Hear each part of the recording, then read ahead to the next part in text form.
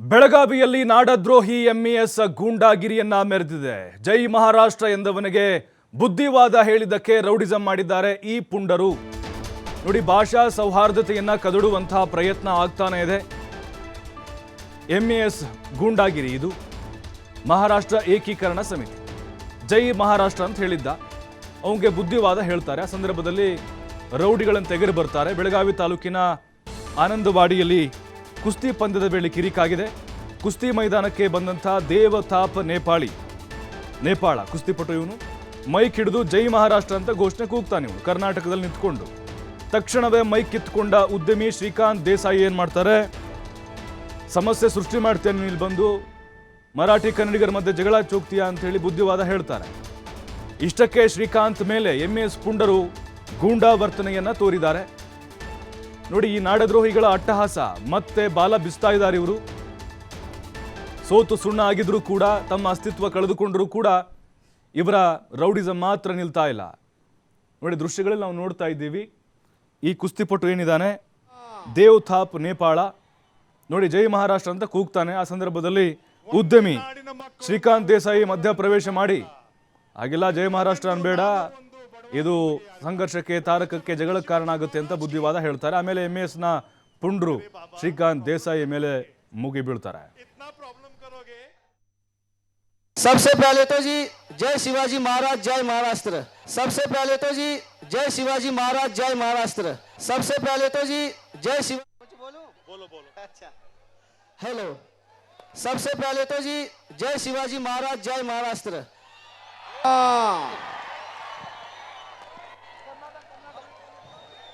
ಒಂದೇ ನಾಡಿನ ಮಕ್ಕಳು ನಾವು, ಸೋದರರಂತೆ ನಾವಿಲ್ಲ, ನಿಮ್ಮೊಡನೆಂದು ನಾನು ಒಂದು, ಬಡವ ಕಂಬಗೆ ಯಾರಿಲ್ಲ. बोलो छत्रपति शिवाजी महाराज की। मेरे बाबा प्रॉब्लम करोगे, इतना प्रॉब्लम करोगे, तुम्हारी हाइट इतनी मेरी। बोलो अच्छा हेलो। सबसे पहले तो जी जय शिवाजी महाराज जय महाराष्ट्र।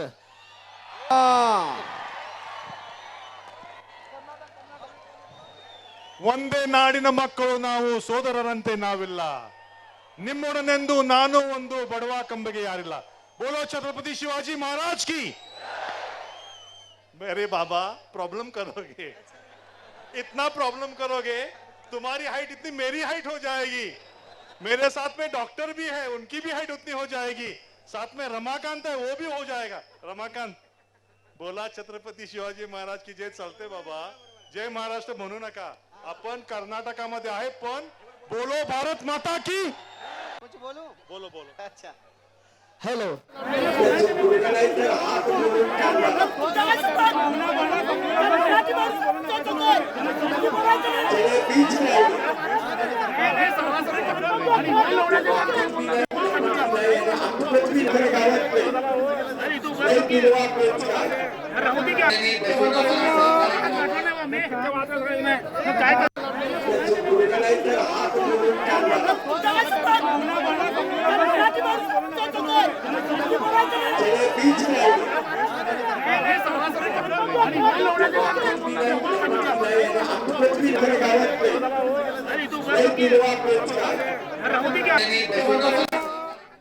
ಮತ್ತಷ್ಟು ಮಾಹಿತಿ ಶ್ರೀಧರ್ ನೀಡ್ತಾರೆ. ಶ್ರೀಧರ್, ಎಂಇಎಸ್ ಪುಂಡರು ನಾಡದ್ರೋಹಿಗಳು ಮತ್ತೆ ಬಾಲ ಬಿಚ್ಚೋಕ್ ಶುರು ಮಾಡಿದ್ದಾರೆ. ಆ ಸಂದರ್ಭದಲ್ಲಿ ಶ್ರೀಕಾಂತ್ ದೇಸಾಯಿ ನಿಜವಾಗಲೂ ಮೆಚ್ಚಬೇಕು. ಆ ಸಂದರ್ಭದಲ್ಲಿ ಮತ್ತೆ ದೊಡ್ಡ ಮಟ್ಟಕ್ಕೆ ಅದು ತಾರಕಕ್ಕೆ ಏರ್ತಾ ಇತ್ತು, ವಿಕೋಪಕ್ಕೆ ಹೋಗ್ತಾ ಇತ್ತು. ಅದನ್ನು ಅಲ್ಲಿಗೆ ತಡೆಯುವಂಥ ಕೆಲಸವನ್ನ ಮಾಡಿದ್ರು. ಪರಿಣಾಮ ಏನಾಗ್ತಾ ಇತ್ತು, ಯಾವ ರೀತಿ ಮನವೊಲಿಕೆ ಕೆಲಸ ಆಯಿತು ಅಲ್ಲಿ?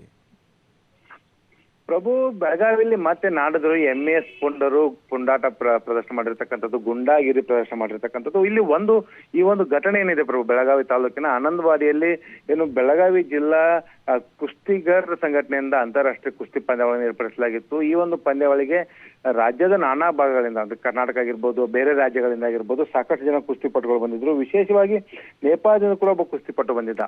ಆತ ಕೂಡ ಮೈದಾನಕ್ಕೆ ಅಖಾಡಕ್ಕೆ ಇಳಿದಂತ ಸಂದರ್ಭದಲ್ಲಿ ಆತನನ್ನ ಪರಿಚಯ ಮಾಡಿಕೊಡ್ಲಾಗುತ್ತೆ. ಆಗ ಮೈಕನ್ನು ಹಿಡಿದು ಎರಡು ಮಾತುಗಳನ್ನ ಆಡೋದಕ್ಕೆ ಆಯೋಜಕರು ಸೂಚಿಸ್ತಾರೆ. ಆಗ ಆತನ ಛತ್ರಪತಿ ಶಿವಾಜಿ ಮಹಾರಾಜ್ ಅಂತ ಘೋಷಣೆ ಹಾಕ್ತಾನೆ. ತದನಂತರ ಜೈ ಮಹಾರಾಷ್ಟ್ರ ಅಂತ ಘೋಷಣೆ ಹಾಕ್ತಾನೆ. ತಕ್ಷಣವೇ ಅಲ್ಲಿ ಏನು ಆ ಆಯೋಜನೆಯಲ್ಲಿ ಇದ್ದಂತ ಏನು ಉದ್ಯಮಿ ಆದಂತ ಶ್ರೀಕಾಂತ್ ದೇಸಾಯಿ ಆತನನ್ನ ಮೈಕನ್ನ ಕಿತ್ಕೊಳ್ತಾರೆ. ಕಿತ್ಕೊಂಡು ಆತನಿಗೆ ಒಂದು ಬುದ್ಧಿವಾದವನ್ನು ಹೇಳ್ತಾರೆ. ಒಂದೇ ನಾಡಿನ ಸೋದರರಂತೆ ನಾವೆಲ್ಲರೂ ಇದ್ದೇವೆ, ಇಲ್ಲಿ ಬಂದು ಈ ರೀತಿಯ ಘೋಷಣೆ ಹಾಕ್ಬೇಡಿ. ಇದು ಕರ್ನಾಟಕ ಇರ್ತಕ್ಕಂಥ ಹಿನ್ನೆಲೆಯಲ್ಲಿ ಇಲ್ಲಿ ಛತ್ರಪತಿ ಶಿವಾಜಿ ಮಹಾರಾಜ್ ಘೋಷಣೆ ನಡೆಯುತ್ತೆ, ಆದ್ರೆ ಜೈ ಮಹಾರಾಷ್ಟ್ರ ಘೋಷಣೆಯಲ್ಲಿ ನಡೆಯೋದಿಲ್ಲ ಅನ್ನುವಂತ ಒಂದು ಬುದ್ಧಿವಾದವನ್ನ ಹೇಳುವಂತ ಕೆಲಸವನ್ನು ಮಾಡ್ತಾರೆ. ಜೊತೆಗೆ ನೀವು ಹಾಕುವಂತ ಘೋಷಣೆಯಿಂದ ಇಲ್ಲಿ ವಿವಾದಗಳು ಆಗಿರ್ಬೋದು ಮತ್ತು ಸಮಸ್ಯೆ ಉಲ್ಬಣ ಆಗುತ್ತೆ ಅನ್ನೋಂತ ಮಾತನ್ನ ಹೇಳುವಂಥದ್ದು. ಈ ಒಂದು ಬುದ್ಧಿವಾದನ ಹೇಳಿದ ಮರುಕ್ಷಣವೇನೆಂದ್ರೆ ಕೆಲ MES ಪುಂಡ್ರರು ಆ ಶ್ರೀಕಾಂತ್ ದೇಸಾಯಿಗೆ ಮುತ್ತಿಗೆ ಹಾಕಿ ಆತನ ಮೇಲೆ ಒಂದು ಗುಂಡಾವರ್ತನೆ ಮಾಡುವುದು, ಆತನ ವಿರುದ್ಧ ಅವಾಚ್ಯ ಶಬ್ದಗಳನ್ನು ನಿಂದಿಸುವಂತ ಕೆಲಸವನ್ನು ಕೃತ್ಯವನ್ನ ಮಾಡ್ತಾರೆ. ಇದು ಬೆಳಗಾವಿ ಗ್ರಾಮೀಣ ಪೊಲೀಸ್ ಠಾಣೆ ವ್ಯಾಪ್ತಿಯಲ್ಲಿ ಒಂದು ಘಟನೆ ನಡೆದಿರ್ತಕ್ಕಂಥದ್ದು. ಈ ಒಂದು ಘಟನೆ ನಡೆದಿರ್ತಕ್ಕಂಥ ವಿಡಿಯೋ ಕೂಡ ಸಾಮಾಜಿಕ ಜಾಲತಾಣ ವೈರಲ್ ಆಗ್ತದೆ ಪ್ರಭು. ಆದ್ರೆ ಈವರೆಗೂ ಕೂಡ ಏನು ಬೆಳಗಾವಿ ಪೊಲೀಸರು ಯಾವುದೇ ರೀತಿಯ ಕ್ರಮಗಳನ್ನು ತೆಗೆದುಕೊಂಡಿಲ್ಲ.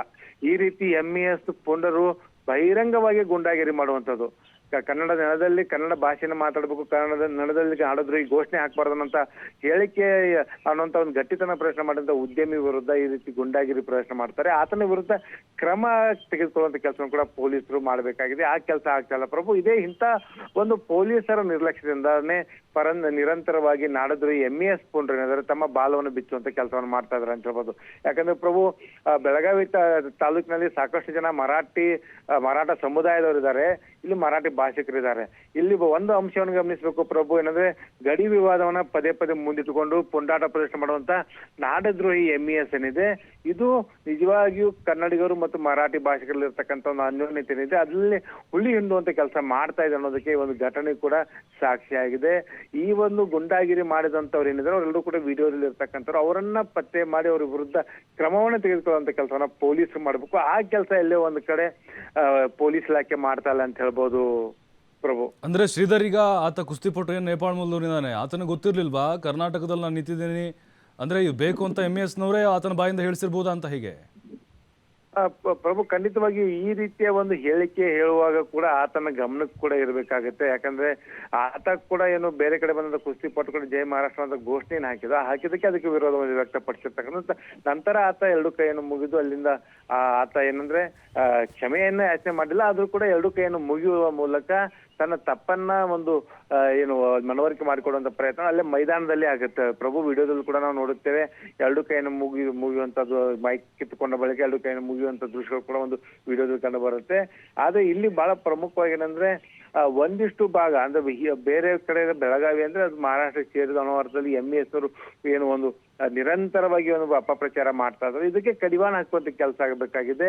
ಈ ರೀತಿಯ ಘಟನಾವಳಿಗಳು ಆದಂತ ಸಂದರ್ಭದಲ್ಲಿ ಅದನ್ನು ತಿದ್ದುವಂತ ಕೆಲಸವನ್ನು ಮಾಡುವಂತ ಎದೆಗಾರಿಕೆಯನ್ನು ಶ್ರೀಕಾಂತ್ ಅಲ್ಲಿ ಪ್ರದರ್ಶನ ಮಾಡ್ತಾರೆ. ಯಾಕಂದ್ರೆ ಇಡೀ ಒಂದು 5,000 to 6,000 ಜನ ಒಂದು ಕುಸ್ತಿಯನ್ನ ನೋಡೋದಕ್ಕೆ ಬಂದಿರ್ತಾರೆ. ಅವ್ರ ಮಧ್ಯದಲ್ಲೇ ಮೈಕ್ ಅನ್ನು ಹಿಡಿದು ಅವರಿಗೆ ಪಾಠವನ್ನ ಮಾಡುವಂತ ಕೆಲಸವನ್ನು ಕೂಡ ಮಾಡುವಂತದ್ದು. ಇಂಥ ಒಂದು ಧೈರ್ಯ ಪ್ರದರ್ಶನ ಮಾಡಿದಂತ ಸಂದರ್ಭದಲ್ಲಿ ಅವರ ಮೇಲೆ ಒಂದು ತಿರುಗಿ ಬೀಳುವಂತ MES ಏನ್ ಗುಂಡಾಗಿರಿ ಮಾಡ್ತಾರೋ ಅಂತವರಿಗೆ ಬಿಸಿ ಮುಟ್ಟಿಸುವಂತ ಕೆಲಸವನ್ನ ಸರ್ಕಾರ ಪೊಲೀಸ್ ಇಲಾಖೆ ಮಾಡ್ಬೇಕಾಗತ್ತೆ. ಆಗ ಇಂಥದ್ ಗಟ್ಟಿ ಧ್ವನಿಗಳು ಹೆಚ್ಚಾಗುತ್ತೆ, MES ಪುಂಡ್ರ ಧ್ವನಿಗಳು ಹೆಚ್ಚಾಗುತ್ತೆ. ಆಗ MESನ ಏನೋ ಒಂದು ರಾಜಕೀಯ ಹುನ್ನಾರ ಏನಿದೆ, ನಿರಂತರವಾಗಿ ಗಡಿ ಮತ್ತು ಭಾಷಾ ವಿಚಾರ ಇಟ್ಕೊಂಡು ನಾಡದ್ರೋಹಿ ಚಟುವಟಿಕೆ ನಡೆಸುವಂತ ಹುನ್ನಾರಿಕೆ ಏನಿದೆ ಅದಕ್ಕೆ ಕಡಿವಾಣ ಬೀಳುತ್ತೆ ಅಂತ ಹೇಳ್ಬೋದು ಪ್ರಭು. ಥ್ಯಾಂಕ್ ಯು ಶ್ರೀಧರ್ ತಮ್ಮೆಲ್ಲ ಮಾಹಿತಿಗಾಗಿ.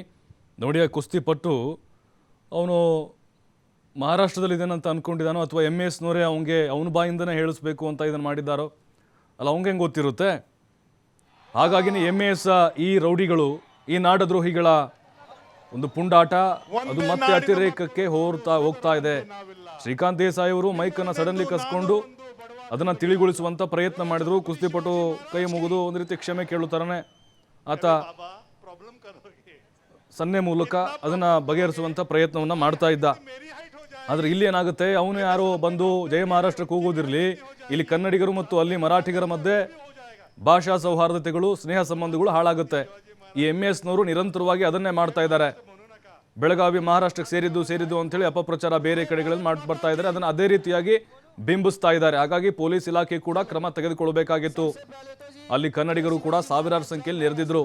ಅವರೇನಾದರೂ ಇವ್ರ ಮೇಲೆ ಬಿದ್ದಿದ್ರೆ ಅದು ಕಥೆ ಬೇರೆ ಆಗ್ತಾ ಇತ್ತು. ಆದ್ರೆ ಅಲ್ಲಿ ಇಂಥ ಬಾಲ ಬಿಚ್ಚುವಂಥ ಪುಂಡ್ರ ಹೆಡೆಮುರಿ ಕಟ್ಟಬೇಕು ಮೊದಲು. हेलो, सबसे पहले तो जी जय शिवाजी महाराज, जय महाराष्ट्र।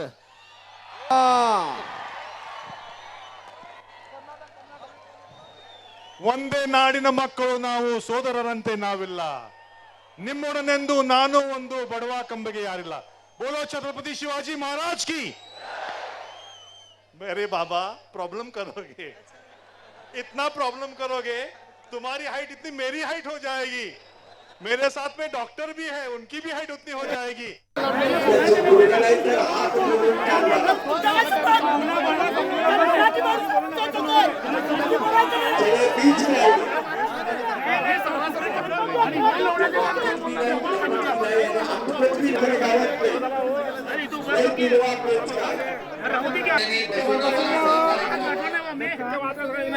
काय